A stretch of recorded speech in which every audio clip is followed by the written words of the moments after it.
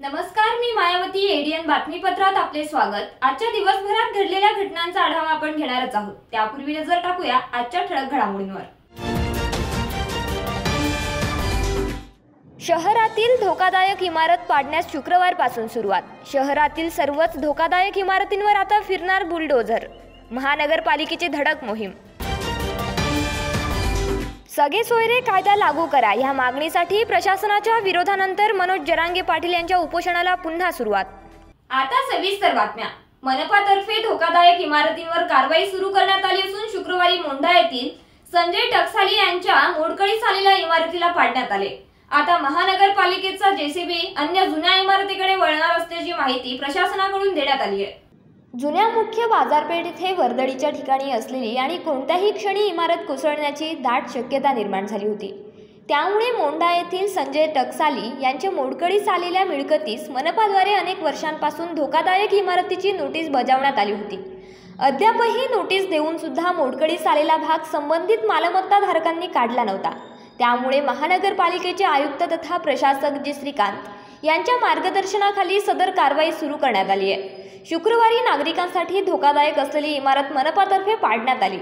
सदर कारवाई अतिरिक्त आयुक्त संतोष वाहुळे यांच्या आदेशाने उपआयुक्त सविता सोनवणे यांच्या मार्गदर्शनाखाली पदनिर्देशित अधिकारी रमेश मोरे, इमारत निरीक्षक मोहम्मद मजहर अली व रामेश्वर सुरासे यांनी पार पाडली.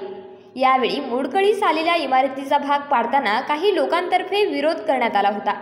या विरोधाला न जुमानता कार्यवाही पूर्ण करण्यात आली अशी माहिती अतिक्रमण विभागाच्या वतीने देण्यात आली आहे. जिल्ह्यात बोगस बियाणे विक्रीचा धुमाकूळ सुरूच असून 4 जणांविरोधात गंगापूर पोलीस ठाण्यात गुन्हा दाखल करण्यात आल्याची माहिती समोर येत असून कापसाच्या बोगस बियाणांची विक्री करून शेतकऱ्यांची फसवणूक केल्याप्रकरणी सदर गुन्हा दाखल केलाय. जिल्ह्यातील गंगापूर येथे बोगस कापूस बियाणांची विक्री करून शेतकऱ्यांची फसवणूक केल्याप्रकरणी 4 जणांविरोधात गंगापूर पोलीस ठाण्यात गुन्हा दाखल करण्यात आलाय. कापसाच्या बोगस बियाणांची विक्री करून शेतकऱ्यांची फसवणूक केली होती. पोलीस आणि कृषी विभागाच्या पथकाने संयुक्त कारवाई करत या बोगस बियाणे विक्रीचा पर्दाफाश केलाय. यामध्ये बोगस आणि अनधिकृत 32 नग कापूस बियाणांची पाकिटे गंगापूर पोलिसांनी जप्त केली आहेत. दरम्यान काही दिवसांपूर्वी कृषी विभागाच्या पथकाने पाचोड पोलिसांच्या मदतीने लाखो रुपयांची बोगस बियाणांची पाकिटे जप्त केली होती. त्यामुळे जिल्ह्यात बोगस बियाणे विक्रीचा धुमाकूळ सर्रासपणे सुरू असल्याचं चित्र दिसून येत आहे. घरच्यांच्या छळाला कंटाळून उच्च शिक्षित कुटुंबातील 42 वर्षीय महिला गेल्या 4 वर्षांपासून बेवारस अवस्थेत फिरत होती. तिला छावणी पोलीस व माणुसकी समूहाने आधार देत पुनर्वसन केले. शहरात बाबा पेट्रोल पंप परिसरात गेल्या 2 दिवसापासून बेवारस अवस्थेत एक महिला फिरत होती. ती फिरताना पोलिसांनी तिची विचारपूस केली, परंतु ती काही एक बोलायला तयार नव्हती. सदरील महिलेला पोलिसांनी छावणी पोलीस स्टेशन येथे दाखल केले व पोलीस निरीक्षक राजेंद्र होळकर यांनी सदर महिलेस विश्वासात घेत विचारपूस केली असता ती महिला जोरजोरात रडायला लागली. साहेब, माझी कुठेतरी कायमस्वरूपी राहण्याची सोय करा अशी मागणी केली. तिला पोलिसांनी शासकीय रुग्णालय घाटी येथे प्रथमोपचारकरिता दाखल केले व अशा बेवारस अवस्थेत फिरणाऱ्या व्यक्तीसाठी काम करणाऱ्या सुलक्ष्मी बहुउद्देशीय सेवाभावी संस्थेचे अध्यक्ष समाजसेवक सुमित पंडित यांच्याशी संपर्क करून आपल्या आश्रमात दाखल करून घेण्याची विनंती केली.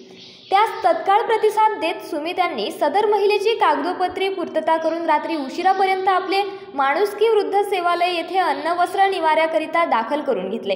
हक्काचा निवारा मिळाल्याने सदरील महिलेस आनंदाश्रू आले व तिने आभार मानले. या सामाजिक कार्यासाठी पोलीस निरीक्षक राजेंद्र होळकर, उपपोलीस निरीक्षक सुरेश माळी, स्वपान नरळे, उपपोलीस निरीक्षक वसंतराव शेळके, के.एम. भोज, आर. पवार, शेख जमील, छावणी महिला पोलीस कर्मचारी नंदा काळे व माणुसकी समूहाचे प्राध्यापक शरद सोनवणे, समाजसेवक सुमित पंडित, पूनम चव्हाण, माजी सरपंच, समाजसेविका पूजा पंडित यांनी मदत कार्य केले.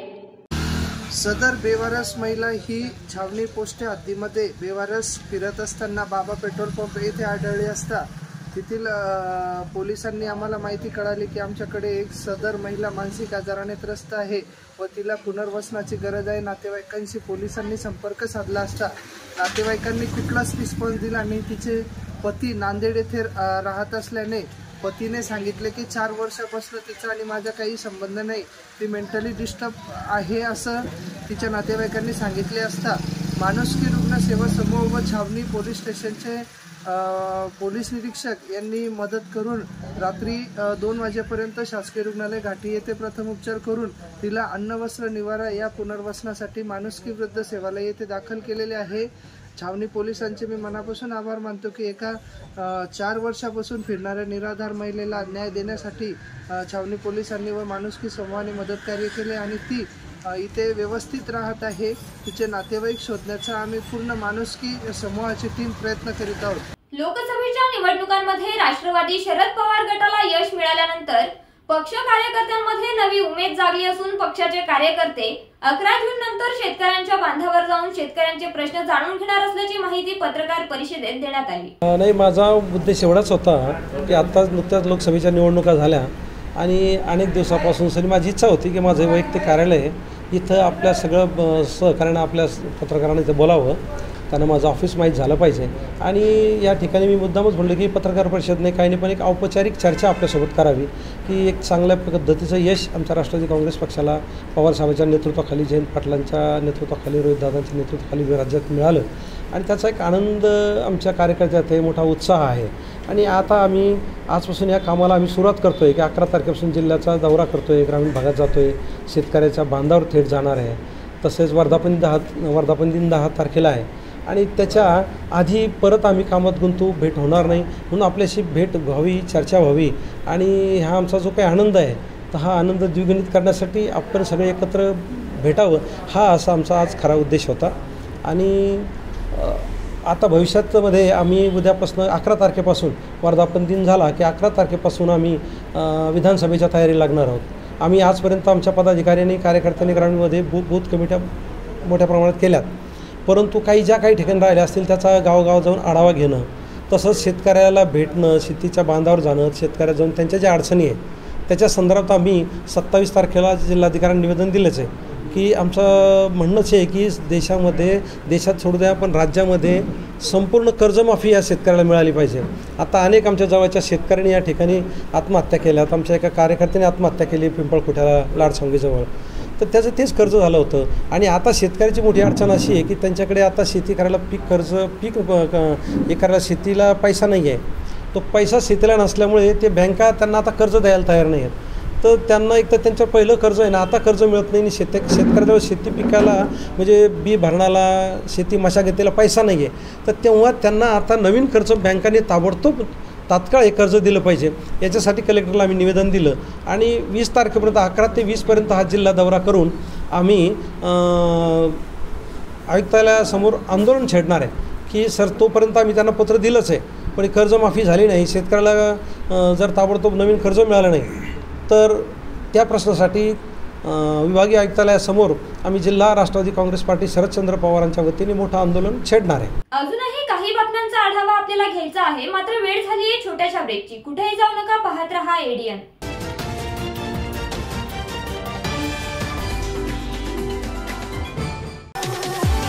संभाजीनगरकरांसाठी खुशखबर। आता केशर, हापूस, लंगडा, गुलाब खास, इमरती, सफेद मालोदा, काला मालोदा, शक्करगोटी, अल्फान, खुदूस, मलगोबा, चीनी मलगोबा, राजापुरी, सिंधू, मुर्शिदाबादी, बदाम, खोबरा, तमचा, बत्ताशा, पायरी, हुर, दूध पेडा, दिलपसंद, निरंजन, तोतापरी, गावरान केशर, माया, केंड, टॉमी, लिली, ऑमलेट, अगरबत्ती, गावरान, दशहरी। मंडळी, ही सगळी आंब्यांची नावं आहेत आणि हे सगळे आंबे आपल्याला खायला मिळणार आहेत तेही आपल्या शहरात म्हणजेच छत्रपती संभाजीनगरमध्ये। कृषी विद्यापीठ फळ संशोधन केंद्र, हिमायतबाग, छत्रपती संभाजीनगर येथे हे विविध प्रजातीचे आंबे आपल्याला खायला मिळणार आहे। तर वाट कसली पाहताय, आताच भेट द्या आणि या निरनिराळ्या आंब्यांची नैसर्गिक पद्धतीने, ऑर्गॅनिक पद्धतीने पिकवलेल्या आंब्याचा मनमुराद आनंद लुटा। तर आजच संपर्क करा सचिन कुंढारे 9975 51 11 42, दिलीप जाधव 94 21 66 70 02, गणेश उंद्रे 8830 67 46 58. आता नैसर्गिक पद्धतीने पिकवलेला आंबा थेट हिमायतबाद ते ग्राहक. मस्त मास्क पहना रे तूने. Thank you sir. वो जान बचाने के लिए पहनना पड़ता है ना सर. रेडीमेड है या टेलर मेड है? ऑनलाइन ऑर्डर किया है सर. एक और है ना सर. देना. बहुत मस्त लगे आपको. ये ना सर. सर ना भाई, जान बचाने के लिए बाइक चलाते वक्त सिर्फ खोपड़े पे मास्क पहनेगा तो खोपड़े को कौन बचाएगा? समझ गया सर. हेलमेट ऑनलाइन ऑर्डर कर, वरना हमेशा के लिए ऑफलाइन हो सकता है. Okay sir. ये ले. चल हम ये भी ऑनलाइन भर दे. हेलमेट पहने, ट्रैफिक नियमों का पालन करे, जिंदगी के सफर को सुरक्षित रखे.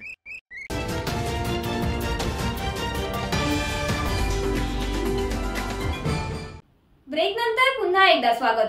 सगळ्या सोयींची अंमलबजावणी करण्यात यावी या मागणीसाठी मराठा योद्धा मनोज जरांगे पाटील यांनी अंतरवाली सराटी येथे पुन्हा एकदा उपोषणाला सुरुवात केली असून त्यांच्या मागण्यांबाबत त्यांनी माध्यमांशी बोलताना संवाद साधला. या समाजाच्या न्यायासाठी गोरगरिबांचे लेकरं मोठे व्हावेत म्हणून हे आमरण उपोषण आत्ता मी बसलोय, सुरू झालंय. मी माझ्या मतावरती ठाम आहे. मी आमरण उपोषणावरती ठाम आहे. ही प्रशासनानं परवानगी नाकारलेली नाही आहे, ही सरकारनं जाणून बुजून नाकारलेली आहे. गृहमंत्र्यांनी जाणून बुजून षडयंत्र केलेलं आहे. यामुळं काही कारण नसताना नाकारली, काहीच कारण नसताना नाकारली. आणि माझं विशेष करून महाराष्ट्रातल्या जनतेलाही सांगणं आहे की कामाच्या दिवसात आंतरवालीकडं कोणीही येऊ नका. मी खंबीर आहे लढायला. कामं बुडवायचे नाही आहेत. याचा अर्थ परवानगीचा काही नाही आहे, परंतु कामं सोडून एकाही मराठ्यांनी इकडे यायचं नाही. याचबरोबर महत्त्वाचं आहे की जालना जिल्ह्यातल्या कलेक्टर साहेबांना, पांचाळ सरांना आणि SP साहेबांना माझी विनंती की ज्या आजूबाजूच्या गावाच्या लोकांना निवेदन दिलं ते लोक, आमच्या येणारे लोक हे स्वयंपूर्तीनं स्वतःहून भेटायला येणार आहेत. त्यांना जाणून बुजून त्रास दिला जाणार आहे. हे ठरवून केलेलं षडयंत्र आहे. गाडीला मुद्दाम इकडं तिकडं लावलं म्हणणं, येणाऱ्या जाणाऱ्यांना शिव्या देणं, येणाऱ्या जाणाऱ्यांच्या गाडीला हे करणं, किंवा त्यांच्याच कोणाच्या गाड्या लावलेल्या असल्या तर तेच फोडणार आहेत स्वतः आणि मराठ्यावर नाव घालणार आहेत. ही सगळी कायदा सुव्यवस्था न बिघडू देण्याची जबाबदारी SP साहेबांची आणि कलेक्टर साहेबांची आहे, आणि गृहमंत्र्यांची सुद्धा आहे, मुख्यमंत्र्यांची सुद्धा आहे.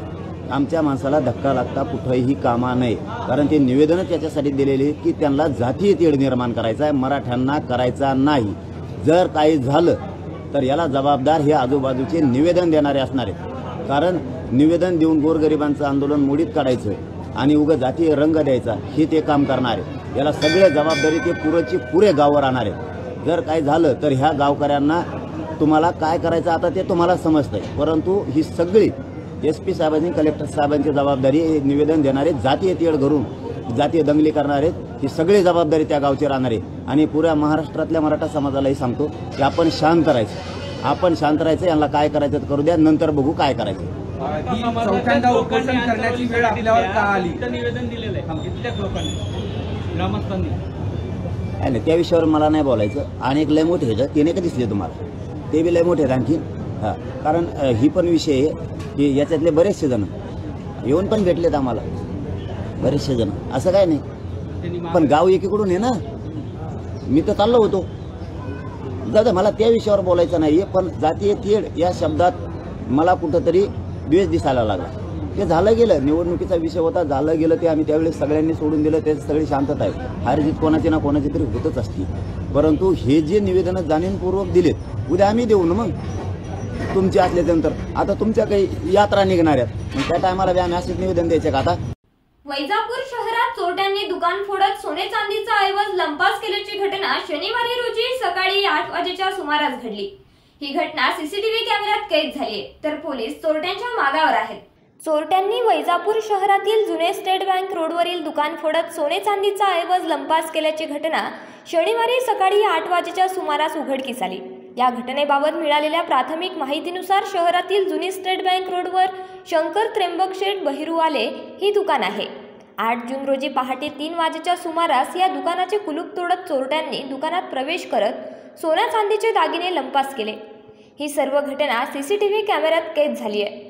तर या चोरट्यांनी चोरी दरम्यान हातात ग्लोव्ज घालून ऐवज लंपास केल्याचे CCTV मध्ये दिसते आहे. घटनेची माहिती मिळताच वैजापूर पोलीस ठाण्याचे पोलीस निरीक्षक श्यामसुंदर कवठाळे, प्रशांत गीते, त्यांनी घटनास्थळी धाव घेत पाहणी केली। या प्रकरणात वैजापूर पोलीस ठाण्यात गुन्हा दाखल करण्यात आला असून पोलीस चोरट्यांचा शोध घेत आहेत। महसूल प्रशासनाचा पाया आहे, त्यामुळे तलाठ्यांना विश्वस्त म्हणून काम करा, असे प्रतिपादन जिल्हाधिकारी दिलीप स्वामी यांनी नवनियुक्त तलाठ्यांच्या प्रशिक्षणादरम्यान केले। जिल्हा प्रशासनात नव्याने रुजू झालेल्या 53 तलाठ्यांचे शुक्रवारी जिल्हाधिकारी कार्यालयात प्राथमिक प्रशिक्षण घेण्यात आले। जिल्हाधिकारी दिलीप स्वामी, निवासी उपजिल्हाधिकारी विनोद खिरोडकर, जिल्हा माहिती अधिकारी डॉक्टर मिलिंद दुसाने, विभागीय आयुक्त कार्यालयातील एम.के. पाटील यांनी या नवनियुक्त तलाठ्यांना मार्गदर्शन केले। निवासी उपजिल्हाधिकारी विनोद खिरोडकर यांनी प्रास्ताविकात उपस्थितांना शासकीय सेवेचे महत्त्व, गाव पातळीवर काम करताना पार पाडावयाची जबाबदारीबाबत माहिती दिली।